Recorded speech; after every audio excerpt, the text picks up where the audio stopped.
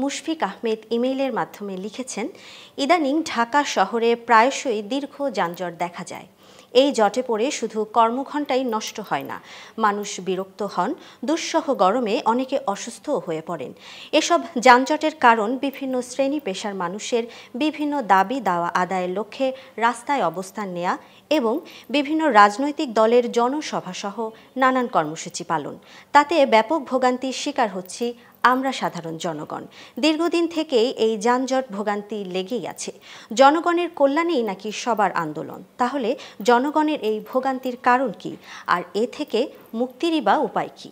জনভোগান্তি যাতে না হয় সেজন্য সংশ্লিষ্ট সবাইকেই জনগণের কষ্টের কথা বিবেচনায় সচেতন হতে হবে।